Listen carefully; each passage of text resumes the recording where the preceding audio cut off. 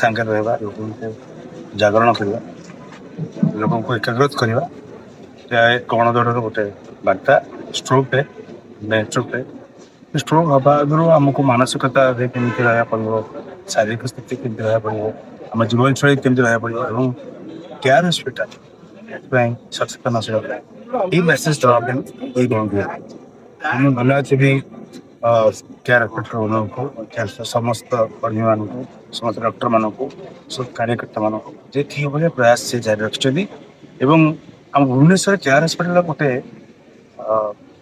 ପରିଚୟ ଅଲଗା, ଯେଉଁ ସେ ସବୁବେଳେ ନୂତନତ୍ୱକୁ ବିଶ୍ୱାସ କରନ୍ତି, ନୂତନତ୍ୱକୁ ଆଗକୁ ନିଅନ୍ତି। ଏବଂ ଆଜି ଯେଉଁ ବ୍ରେନ୍ ଷ୍ଟ୍ରୋକ୍ ଉପରେ ଆଲୋଚନା କରାଯାଉଛି, ଯେଉଁ ଗଣଦୌଡ଼ କରାଯାଉଛି, ଏ ଲୋକଙ୍କୁ ମେସେଜ ଦିଆଯାଉଛି ଯେ ଷ୍ଟ୍ରୋକ୍ ହେବା ପୂର୍ବରୁ ଆମେ କେତେ ସଚେତନ ରହିବା ଦରକାର। Clinical director neuro sciences care hospital Bhubaneswar. ଆଜିର କାର୍ଯ୍ୟକ୍ରମ ଆମେ ପାଳନ କରୁଛୁ ୱାନ୍ ଷ୍ଟ୍ରୋକ୍ ଡେ, ଯେଉଁଥିରେ ଆମେ ଲୋକମାନଙ୍କୁ ଅବଗତ କରିବାକୁ ଚାହୁଁଛୁ ଯେ ଆମେ କେଉଁ ପ୍ରକାର ଷ୍ଟ୍ରୋକ୍ ପେସେଣ୍ଟ କେମିତି ଆସନ୍ତି, କ'ଣ ପାଇଁ ତାଙ୍କୁ ଷ୍ଟ୍ରୋକ୍ ହୁଏ ଏବଂ କେମିତି ଷ୍ଟ୍ରୋକ୍ ମ୍ୟାନେଜମେଣ୍ଟ ପାଇଁ ଆମେ